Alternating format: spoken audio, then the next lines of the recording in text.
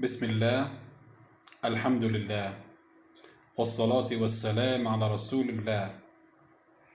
This is BeholderGuard speaking from Athens, Greece. Today I'm going to refute the alleged contradiction that the anti-Muslims have come up with regarding, did one of Noah's sons die in the flood? They quote and they say yes and no. I will begin with the no part, where they say in Quran chapter 21 verse 76, and Noah, when he cried of old, we heard his prayer and saved him and his household from the great affliction. Him and his household. Notice these words. Chapter 37 verses 75 to 77 say, and Noah, Nuh alayhi salam, peace upon him, verily prayed unto us, the plural of respect of Allah, and gracious was the hearer of his prayer.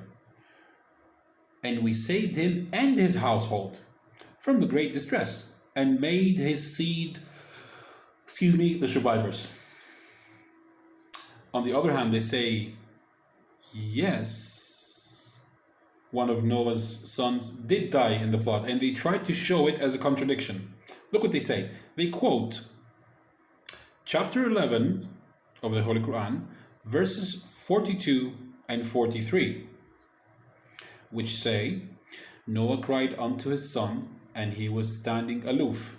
O my son, come ride with us, and be not with the disbelievers. He said, I shall betake me to some mountain that will save me from the water. Noah said, this day there is none that saveth from the commandment of Allah, save him on whom he hath had mercy. And the waves came in between them, so he was amongst the drowned. And they're basically saying that this is a contradiction. However, what they don't quote is the later verses, which expose their hypocrisy and their lies. The later verses say, and Noah, beginning from verse 45, and Noah cried unto his Lord and said, my Lord, lo, my son is of my household. Surely thy promise is the truth, and thou art most just of judges.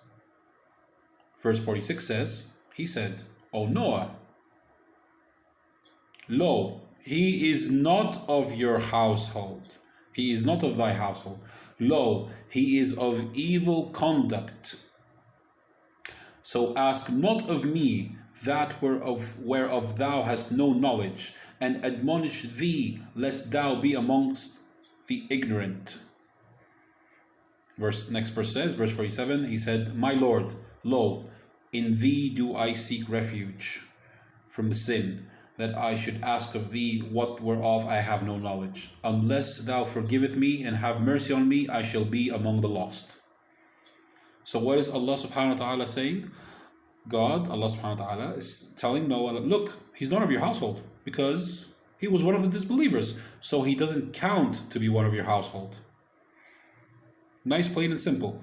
Did God save all the household of Noah, Nuh alayhi salam? Of course he did. But this guy didn't count because he was one of the disbelievers.